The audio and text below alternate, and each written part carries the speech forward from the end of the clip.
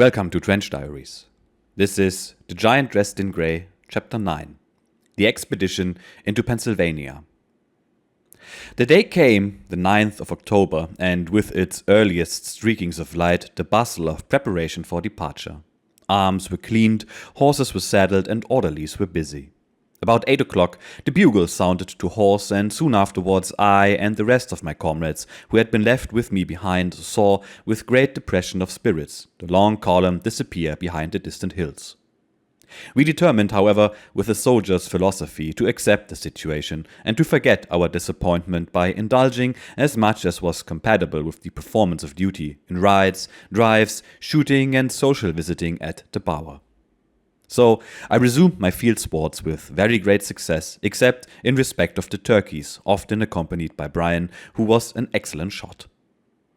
I had now also the satisfaction of greeting on his return to headquarters my very dear friend and comrade, Major Norman Fitzhugh, who had been captured, it will be recollected, near Fredericksburg in August, and had spent several weeks in a northern prison. There was much for us to talk over in the rapid vicissitudes which had been brought about by the progress of the war during our separation.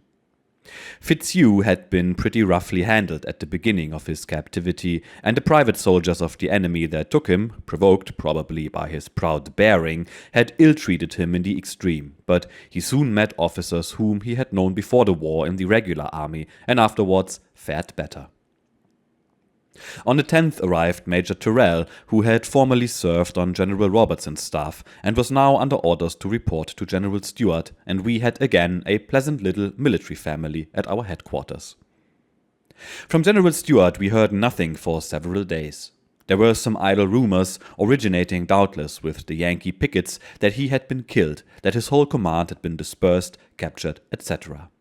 Though we certainly did not in the least credit this nonsense, we were yet not without a good deal of anxiety as to the result of the expedition, and I was under the necessity in any event of inspecting our line of outposts.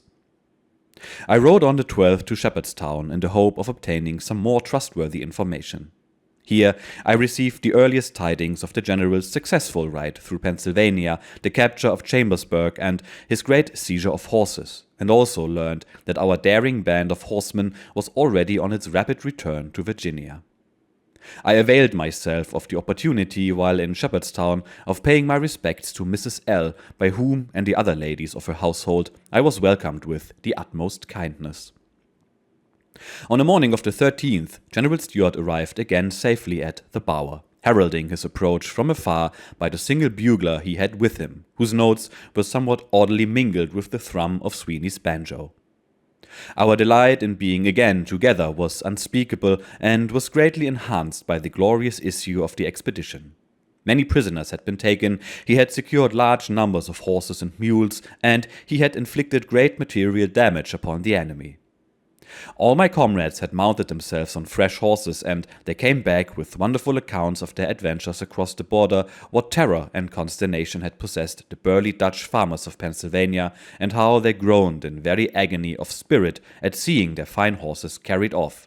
An act of war which had been much more rudely performed for months and months, not to mention numberless barbarities, never sanctioned in civilized warfare by the Federal cavalry in Virginia. General Stuart gave me a gratifying proof that he had been thinking of me in Pennsylvania by bringing back with him an excellent bay horse which he had himself selected for my riding. As I am fortunate enough to have General Stuart's own official report in minutes of his memorable enterprise among my papers, I give it here, in the belief that the reader will be glad to follow our horsemen upon their journey in the words of the dashing raider himself. Such it reads.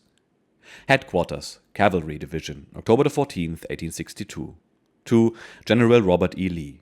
Through Colonel E. H. Chilton, A.A. General, Army of Northern Virginia. Colonel, I have the honor to report that on the 9th, in compliance with instructions from the Commanding General, Army of Northern Virginia, I proceeded on an expedition into Pennsylvania with a cavalry force of 1,800 men and 4 pieces of horse artillery, under command of Brigadier General Hampton and the Colonels W. H. F. Lee and Jones. This force rendezvoused at Darksville at 12 o'clock and marched thence to the vicinity of Hedgesville, where it camped for the night. At daylight next morning, October the 10th, I crossed the Potomac at McCoy's with some little opposition, capturing 2 or 3 horses of the enemy's pickets.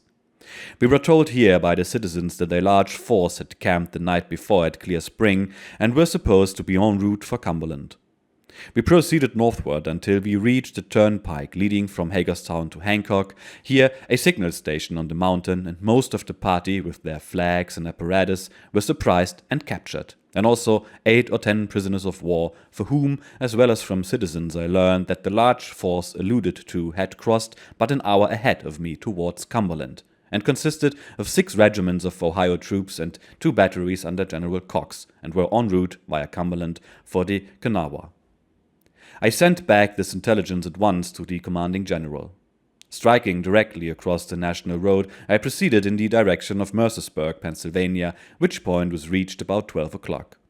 I was extremely anxious to reach Hagerstown, where large supplies were stored, but was satisfied from reliable information that the notice the enemy had of my approach and the proximity of his forces would enable him to prevent my capturing it. I therefore turned towards Chambersburg. I did not reach this point till after dark in a rain. I did not deem it safe to defer the attack till morning, nor was it proper to attack a place full of women and children without summoning it first to surrender. I accordingly sent in a flag of truce and found no military or civil authority in the place, but some prominent citizens who met the officers were notified that the place would be occupied, and if any resistance were made, the place would be shelled in 3 minutes.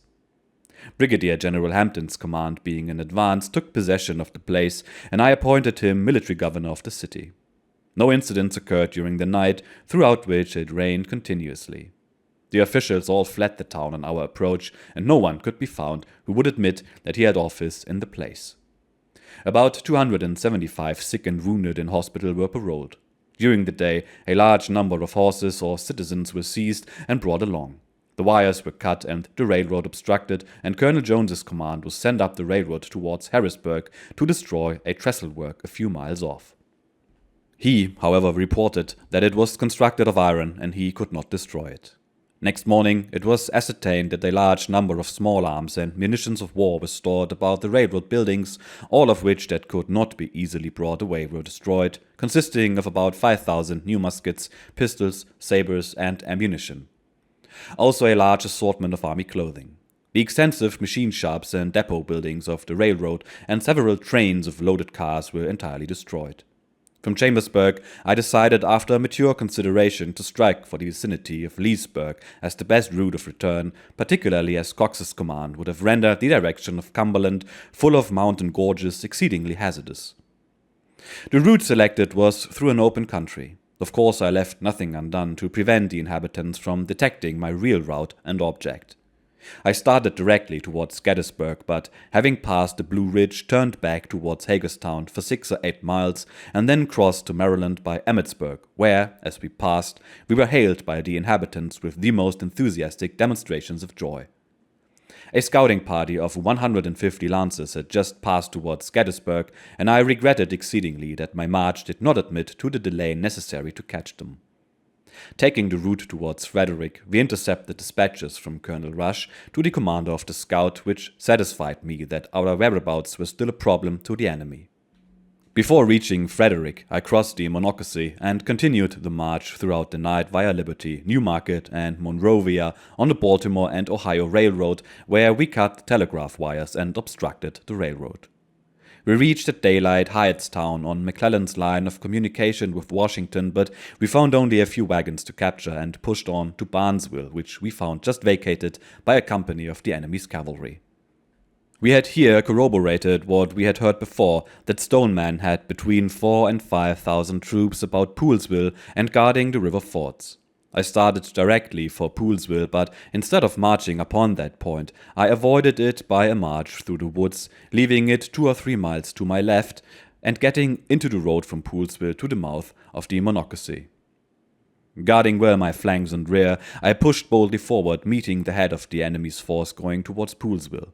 I ordered the charge, which was responded to in handsome style by the advance squadron of Lee's brigade, which drove back the enemy's cavalry upon the column of infantry advancing to occupy the crest from which the cavalry were driven.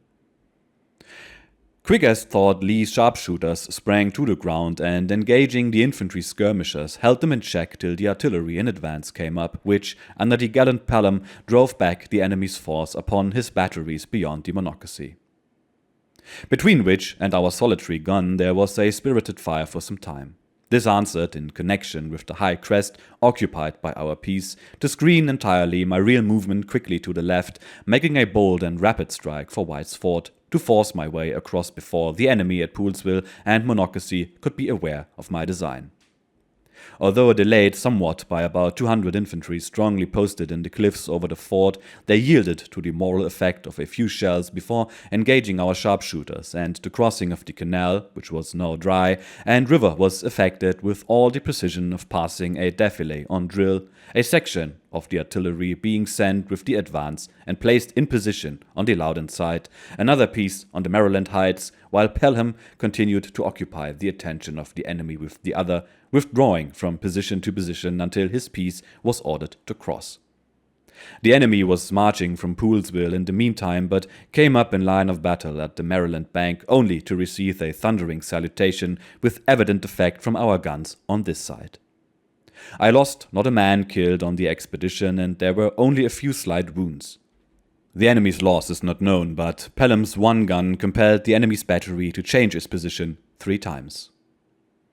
The remainder of the march was destitute of interest. The conduct of the command and their behavior towards the inhabitants are worthy of the highest praise. A few individual cases only were exception in this particular. Brigadier General Hampton and Colonels Lee, Jones, Wickham, and Butler, and the officers and men under their commands are entitled to my lasting gratitude for their coolness in danger and cheerful obedience to orders.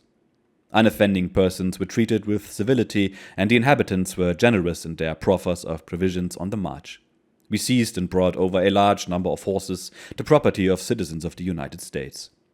The valuable information obtained in this reconnaissance as to the distribution of the enemy's force was communicated orally to the commanding general and need not be here repeated.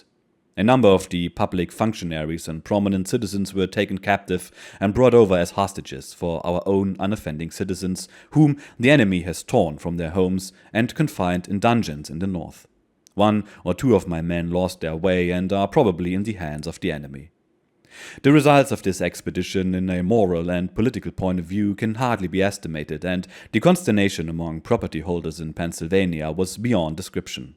I am specially indebted to Captain B.I. White and to Messrs. Hugh Logan and Harbour, whose skillful guidance was of immense service to me.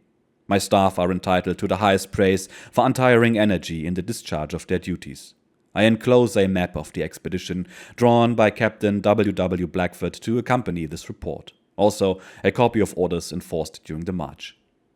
Believing that the hand of God was clearly manifested in the signal deliverance of my command from danger and the crowning success attending it, I ascribe to Him the praise, the honor, and the glory. I have the honor to be most respectfully your obedient servant, signed J.E.B. Stuart, Major General, Commanding Cavalry.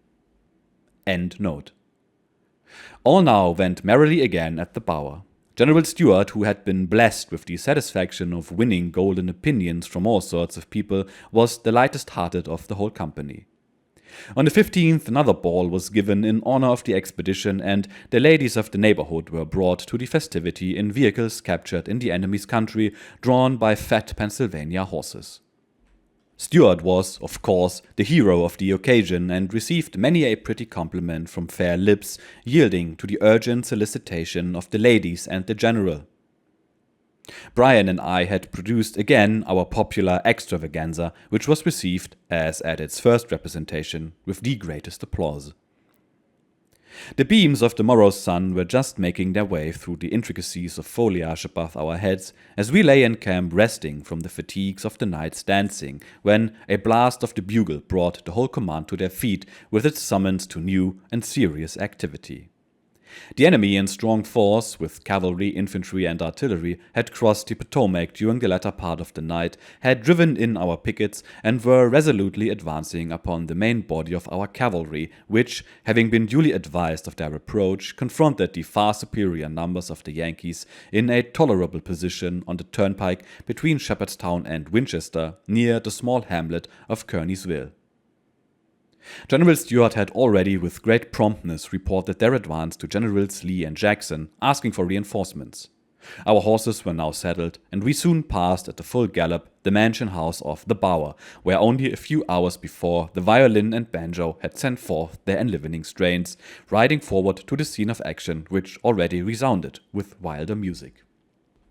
We found a full division of the Federal infantry moving upon us in admirable order, their cavalry operating on either flank, and their artillery seeking to get into position upon some heights in our front, where several pieces had already arrived and had opened a brisk and annoying fire upon our horsemen. Large clouds of dust rising all along the road towards Shepherdstown indicated the approach of other bodies of the enemy, and it was quite plain that our resistance to odds so overwhelming could be only of short duration. A great part of our men had been dismounted as sharpshooters, and General Stuart and myself endeavored to place them to the greatest advantage and to animate them to the utmost obstinacy in the fight by our own example, on horseback as we were, and exposed to the continuous fire of the Federal tirailleurs. But we were compelled to withdraw from position to position, all the time happily well protected in our retreat by the excellent service of our horse artillery under the untiring Pelham. During the afternoon we were reinforced by a brigade of infantry which aided in checking for the time the onward movement of the enemy, but which did not accomplish as much as we had hoped for, and the order for a still further retreat had just been given when, about dusk, the Federals came to a halt and, to our infinite surprise, turned slowly back for a mile and a half, where we soon saw the main body go quietly into bivouac and became convinced from their numerous campfires that no further attack was to be apprehended during the night, if, indeed, satisfied with their success, they had not determined to return the following day into Maryland. General Stuart himself directed the placing of a strong double cordon of outposts, and, having planted 2 pieces of artillery on a crest in the road, gave orders for the remainder of his troops to bivouac and cook their rations. The general then proceeded with his staff to headquarters at the Bower, which was only a few miles distant. Before we reached there, we were overtaken by a drenching shower of rain, and we thankfully accepted Mr. D.'s kind invitation on our arrival to dry our dripping garments and warm our chilled bodies before a roaring wood fire in his large and comfortable family drawing-room. Here we found 2 Englishmen, the Honourable Francis Lawley, the well-known Richmond correspondent of the Times, and Mr. Vicetelly, who was keeping the readers of the Illustrated London News informed of the events of the war with pen and pencil, with both of whom we were to spend many pleasant hours in camp. These gentlemen were at the time guests at General Lee's headquarters and had undertaken the long ride to the Bower for the satisfaction of one day with Stuart. This satisfaction had been greatly marred by the troublesome advance of the Yankees, but by snatching a few hours from the night, we secured time enough for a delightful parley, of which the news from the old country formed a considerable part. The fighting was renewed at an early hour the next day, and as the enemy was also reported to be advancing in strength upon Charlestown from Harper's Ferry, it appeared to be a general movement of the whole Federal army. At the Bower, the breaking up of our camp seemed to indicate a final departure from our soldiers' paradise. The tents were struck, the wagons were packed, and every preparation was made for starting at any moment. Our amiable guests, who had come only for a day, had now an additional reason for taking leave, as they were not prepared for accompanying us upon any extended military adventure. The Yankees, fully conscious of their own strength and our comparative weakness, were pressing slowly forward, and General Stuart had given orders to our troops to offer only a feeble resistance, and retired deliberately to an easily defensible position about a mile and a half from the Bower, where our artillery had been eligibly posted on a range of hills forming a wide semicircle. About 9 o'clock, General Robert E. Lee arrived at this point. A.P. Hill's division was on the march to reinforce us, and it seemed clear that the further progress of the Federals, certainly any attempt on their part to cross the Opequon, would be energetically opposed. At this time, I received orders from General Stuart to proceed with a number of couriers at once to the little town of Smithfield, about 12 miles distant, where we had a small body of cavalry to watch the enemy's movements on our right and establish frequent communications with Jackson at Bunker Hill, only a few miles off. En route, I had to pass in the immediate neighborhood of the bower, where I found the ladies of the family all assembled in the veranda, in a state of great excitement and anxiety. I did my best to console my fair friends, who wept as they saw me, but I could not help feeling a good deal of solicitude with regard to their position, since they would certainly be within range of the artillery fire, and should the enemy get possession of the place by any accident, it could hardly be hoped that they would not revenge themselves savagely upon the household for all the kindness we had received at their hands. It was about midday when I reached Smithfield, which I found occupied by a squadron picketing the turnpike to Shepherdstown and Harper's Ferry. Our brigade stationed at Charlestown had evacuated the place before the superior numbers of the enemy and retired in the direction of Berryville, so that there was nothing in the way of the Federal advance but these our pickets, and the dreaded blue uniforms were expected by the excited inhabitants to make their appearance every minute. Accordingly, I had not been more than an hour in the village when our outposts from the Shepherdstown road came galloping along in furious haste, reporting a tremendous host of Yankee cavalry right behind them in hot pursuit. I rode forward immediately with about 50 men to meet the enemy, but found, as is usual in such cases of alarm, that the danger was by no means so imminent as had been represented, the Yankees having halted on a little hill about 2 miles from town, and their whole force consisting of a squadron of horsemen, which turned back on my approach and moved off when a few carbine shots had been exchanged. This squadron had come from Harper's Ferry along a by-road which struck the turnpike at a point about midway between Kearneysville and Smithfield, which point they had reached just 10 minutes after General Lee with a very small escort had passed by. Our commander-in-chief had thus very narrowly escaped falling into the hands of the enemy, and I thought it necessary to dispatch a courier at once to General Stuart to inform him that the road was not clear. During the afternoon the alarm was renewed, this time in the direction of Charlestown, but industriously as I endeavored to discover the whereabouts of the Yankee infantry, who had been plainly seen advancing along the turnpike with glistening bayonets and the dust rising on their line of march, I could obtain no trace of them whatsoever after a ride of 4 miles towards their supposed headquarter of approach. Late in the evening I received a report from Colonel Jones, now commanding Robertson's brigade, that the hostile forces were retreating again towards Harper's Ferry, and that he hoped to be again in occupancy of Charlestown even before his message could reach me. The firing in the direction of the bower had now ceased, and as I felt well assured that the 2 Federal columns were in corresponding movement, I rightly conjectured that the Yankees were also retreating there.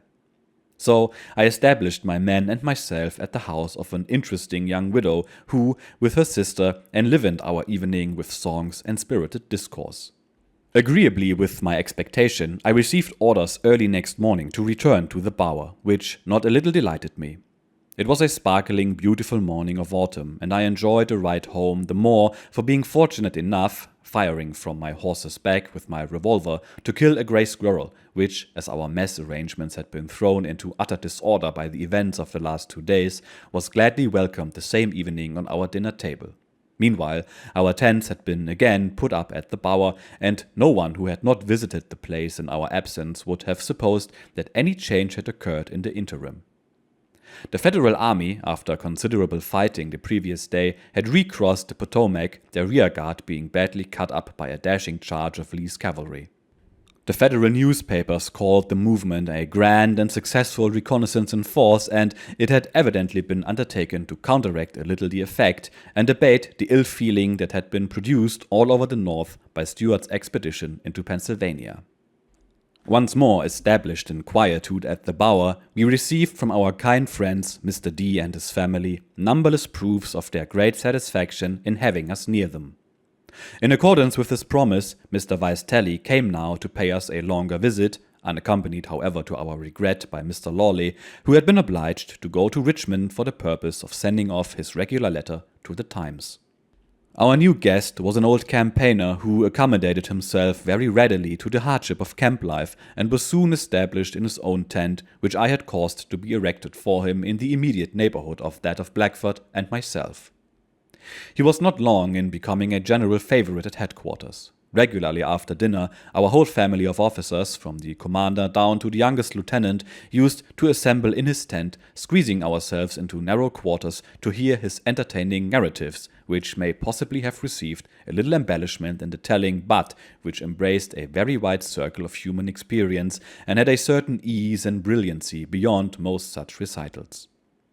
The ingenious youth of our little circle drank in delightedly the intoxications of Mabel and the Chateau de Fleurs, and followed the storyteller with eager interest as he passed from the gardens and the boudoirs of Paris to the stirring incidents and picturesque scenery of the Italian campaign, which he had witnessed as a guest of Garibaldi V, was greatly pleased with our musical entertainments.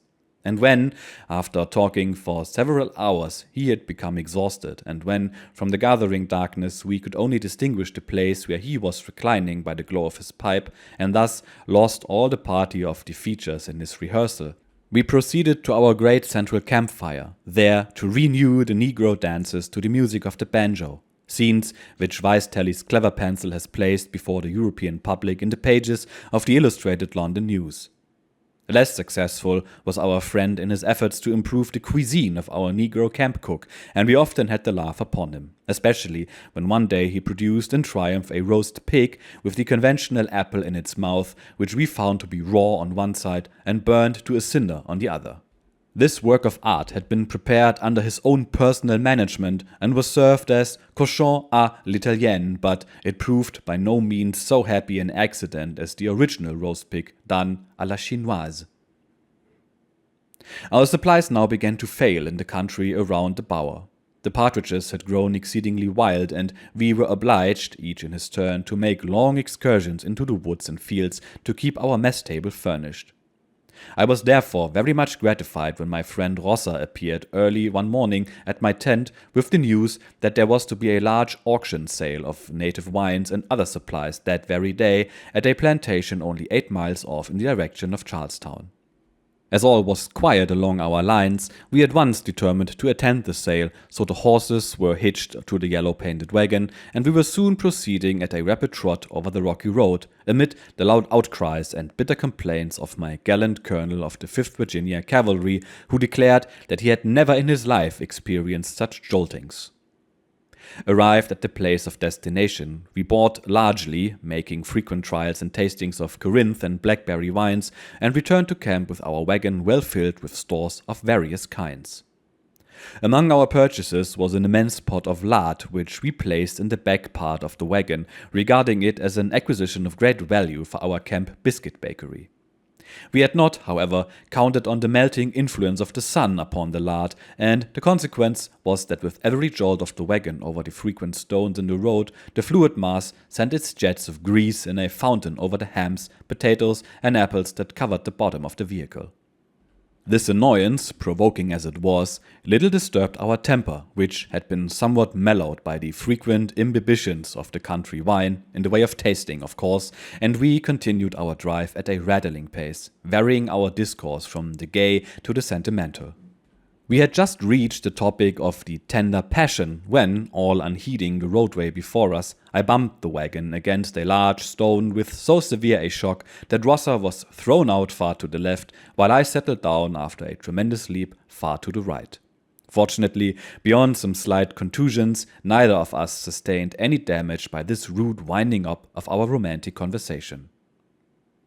The horses were reasonable enough not to run off, and we quietly continued our drive to headquarters, but we talked no more sentiment on the way. Major Terrell, having been ordered to Winchester in attendance on a court-martial, had left his excellent horses to my exclusive use, and my own animals, enlarged in number by the addition of the stout Pennsylvanian, had very much improved by their long rest and rich grazing, so that my stable was now extensive, and we had many a pleasant ride with our fair lady friends. On Sunday, the 26th of October, there was a grand review of Hampton's brigade, which was attended by the ladies from far and near, and as the day was lovely, it proved a fine military spectacle. When the review was over, the officers of our own and Hampton staff assembled to witness the trial of a diminutive 1-pounder gun, which turned out to be of very little account, and afterwards we had some equestrian sports, matches in horse racing, fence jumping, etc. Captain Blackford, who, with a thoroughbred chestnut mare, attempted to take a high fence just in advance of Stuart and myself, had a severe fall, which was fortunately unattended with serious consequences. Remarking upon it that, in my opinion, the fault lay not so much with the horse as with the rider, Stuart said, "Oh, hear old von Borcke, how grand he talks." Then, turning to me, he added, in a banter, "Why don't you jump the fence yourself, if you know how to do it better?" I had never leapt my heavy-built Pennsylvanian as yet, and I was in doubt whether he was equal to the lofty barrier, but as there was no possible escape from Stuart's challenge, I struck my spurs into his sides, and over he went like a deer amidst the loud applause of the general himself and other spectators. I had now the laugh on my side, and very soon afterwards the opportunity of bantering Stuart when he could say and do nothing in reply. Returning to camp, we took, as a short-cut, a road that led through a field of Indian corn, upon getting to the farther end of which we found that the fence, usually pulled down at this place, had been recently put up, making a formidable barrier to our further progress. Stuart and others, observing this, turned off to the right towards the main road, but seizing my opportunity, I cried out to him, "General, this is the way!" And clearing the 5-barred fence in a splendid leap, I arrived at headquarters several minutes in advance of my comrades, whom I welcomed upon their approach, rallying my chief very much for not having followed my example. Our long and delightful sojourn now drew rapidly to its close. Guest after guest departed, and every day the indications of a speedy departure became plainer. At length, on the 29th of October, a hazy, rainy autumn day, the marching orders came, and the hour arrived for the start.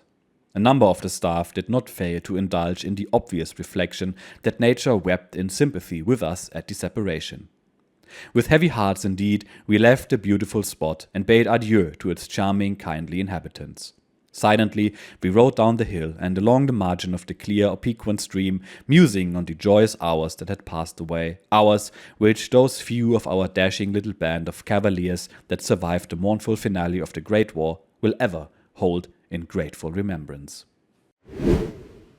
Once again, a bit of a back and forth here, but the most interesting parts are twofold, in my opinion. First, the action that is commonly known as the raid on Chancellorsville by General Stuart. Once again, Stuart used his cavalry in an early form of commando warfare, denying the enemy's supply lines, sabotaging a variety of infrastructure, and capturing prisoners, horses, and equipment. This is rather a textbook use of light cavalry, and again proves him to be a decisive and daring cavalier who was the right man for the job. Even though, completely uncharacteristically for a cavalry officer, he was a teetotaler. In any case, I can relate to the disappointment of our author in that he was not able to join his general in this expedition. The second interesting part is something I can relate to as well, that is, our man being cheeky towards Stuart after meeting his riding challenge. That was one of my favorite pastimes as well. You see, when you do a good job commanding troops, which I like to think I did, you can be a little bit audacious in how you treat superiors, especially if you always wear a wide, genuine smile on your face and don't do it in front of the enlisted men. Good times were had, I can tell you that for free. In either case, I find the similarities to today fascinating and am excited to find out more in the next episode. Cheers.